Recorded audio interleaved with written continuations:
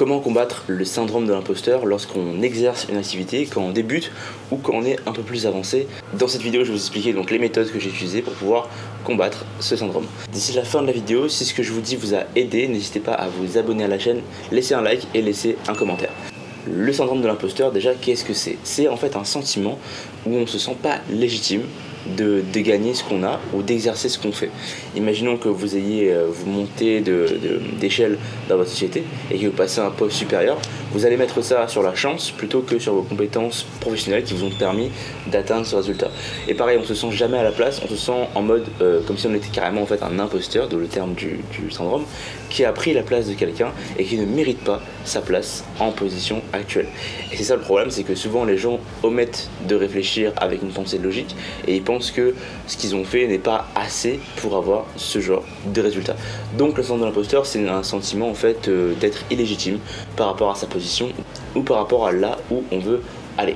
Donc par exemple, si vous allez apprendre une compétence sur internet, par exemple le media buying ou le community management ou n'importe quelle autre compétence, et que vous décidez un matin d'aller vendre votre service à une entreprise, et vous n'allez peut-être pas vous sentir légitime de proposer ce service à un prix de 1000, 2000, 3000 euros par mois, parce que vous vous dites mais j'ai jamais fait ça, est-ce que ça vaut vraiment ça?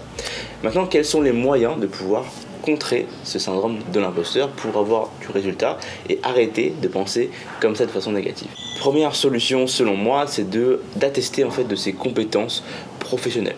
Donc si vous avez fait des années d'études dans quelque chose ou si vous avez appris une compétence en ligne sur un sujet spécifique, vous connaissez déjà plus que la personne que vous êtes en train de prospecter ou la personne qui veut vous engager ou la personne qui veut vous faire monter de niveau. Si les personnes acceptent de vous engager pour faire ce que vous avez fait, c'est que vous avez démontré un niveau de compétence qui était suffisant pour eux pour pouvoir exercer le métier ou le service que vous avez proposé.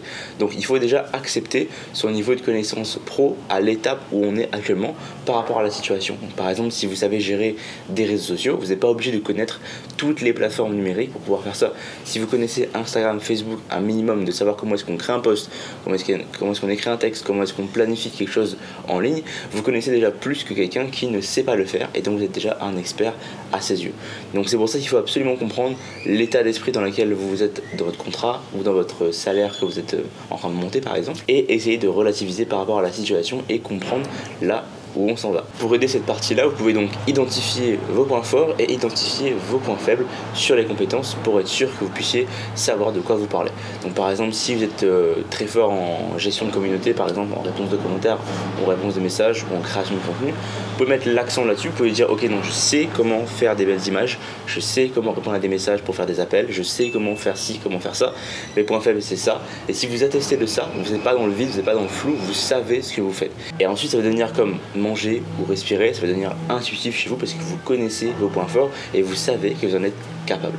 Ensuite, ce que moi je conseille, c'est de se libérer de ces pensées négatives. Comment est-ce qu'on fait ça? À quoi ça ressemble de se libérer de ces pensées négatives et comment est-ce qu'on met ça en application?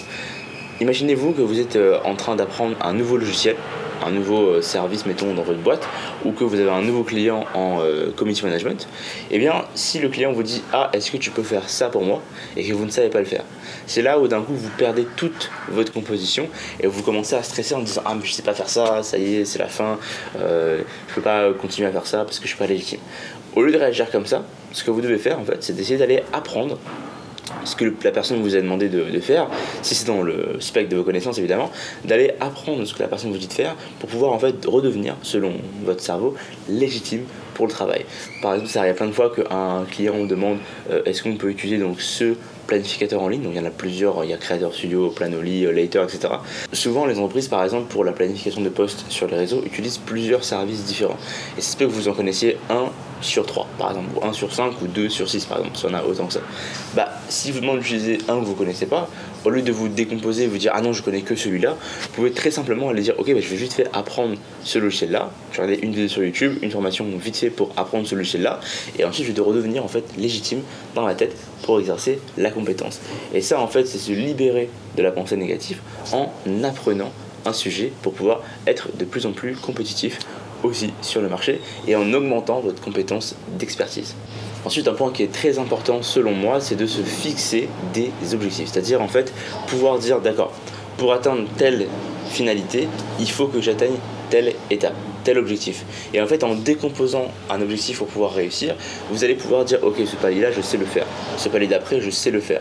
Par exemple, si l'objectif c'est ok, il faut donc monter une stratégie marketing complète pour une boîte, bah, ça paraît gros, ça paraît extrêmement gros. Et donc là, vous dites ok, mais je suis pas stratège marketing, je sais pas faire ça, ça y est, c'est un truc qu'il faut une boîte complète pour le faire. Alors que ce qu'il y a à faire complètement, c'est étape 1, étudier les compétiteurs, étape 2, savoir ce que le client vend par exemple, étape 3, regarder ce que la compétition fait déjà sur les réseaux, planifier le contenu, ensuite créer les images, enfin il y a plusieurs petites étapes qu'on peut créer et mettre en place pour pouvoir avoir quelque chose qui est beaucoup plus cohérent, concis et atteignable par rapport à votre niveau de compétence actuel. Donc il faut redescendre la pression et essayer d'atteindre chaque palier que vous avez déterminé. Le syndrome de l'imposteur, ça peut bloquer énormément de personnes, moi le premier. À l'époque, quand j'ai commencé, je me suis dit non mais jamais je vais pouvoir charger 1000, 2000, 3000 par mois à des compagnies pour pouvoir faire ce que je fais, alors que j'avais totalement les compétences pour exécuter ce que je suis en train de vous dire, pour pouvoir générer des revenus. Et le truc, c'est que cette partie-là, ce syndrome-là, ce blocage-là, vous empêche de pouvoir réussir parce qu'il vous dit non, tu dois rester dans les mailles du filet, non, tu dois rester dans ton chemin, et vous vous empêchez de rêver et d'avoir de plus gros résultats. Et si vous voulez pourtant avoir de plus gros résultats, il va falloir passer ce syndrome de l'imposteur là. Et une méthode bonus que moi j'utilise beaucoup et que j'ai beaucoup utilisé au début et même encore en ce moment, c'est de jouer un rôle. C'est de se dire ok, là maintenant je suis un acteur, là maintenant je joue un rôle de l'expert dans son domaine, et comme ça en fait on va pouvoir se dire parfait, et ben s'ils veulent une stratégie marketing, je vais arriver en tant que presque un pro du marketing. Il va arriver en me disant voilà, on veut le vendre du coup des cendriers comme celui-ci, comment faire une bonne stratégie marketing pour le faire.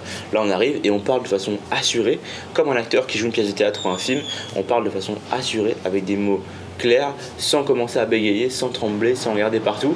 On leur dit concrètement ce qu'on pense, parce que la confiance en soi, c'est ce qui fait la vente, c'est ce qui fait tout en fait. Vous allez dire un truc bien ou un truc pas bien avec juste une assurance dans le fait de le dire, ou une confiance en soi, vous allez pouvoir convaincre quelqu'un que ce que vous dites est legit, et que vous y croyez et que c'est quelque chose qui est bénéfique pour eux. Par exemple, si vous dites voilà, pour voir un cendrier, ce qu'on va faire, c'est qu'on va faire des placements produits Instagram avec des Instagrammeurs qui fument partout pour pouvoir montrer que c'est un truc incroyable. Bon, la stratégie n'est pas folle, mais si vous dites ça avec un air qui est convaincu, le prospect en face va se dire ok, on peut réfléchir effectivement. Alors que si vous dites je pense qu'on peut peut-être faire ça comme ça et ça serait peut-être bien. Voilà. Bah là forcément en fait ça donne moins confiance dans ce que vous avez dit en fait. Donc c'est pour ça que moi je conseille de jouer un rôle et de se mettre dans la peau de quelqu'un d'autre, de quelqu'un qui est expert là-dedans. L'avantage c'est que au fur et à mesure de faire ça, vous allez développer vous-même en fait ce trait de caractère, cette personnalité, et vous allez devenir naturellement comme ça, et vous allez finalement passer le syndrome de l'imposteur en faisant un principe qui s'appelle en anglais fake it until make it. En français on pourrait traduire par mentir jusqu'à ce qu'on y arrive, et vous allez pouvoir donc créer une personnalité de personne qui va réussir dans ses tâches. Donc voici comment moi est-ce que j'ai battu le syndrome de l'imposteur et comment est-ce que vous pouvez le faire aussi. Maintenant, si vous voulez apprendre à avoir une compétence en ligne pour pouvoir travailler sur internet depuis n'importe où dans le monde et passer à travers ce syndrome de l'imposteur, cliquez sur le lien qui est dans la description pour en apprendre plus sur notre programme d'accompagnement pour des gens qui souhaitent reconvertir leur activité vers une activité en ligne et continuer à générer des revenus n'importe où dans le monde. Si cette vidéo vous a plu, vous pouvez vous abonner à la chaîne YouTube, laisser un like et un commentaire, ça me fera extrêmement plaisir. Et moi je vous retrouve de l'autre côté et aussi sur Instagram. Salut!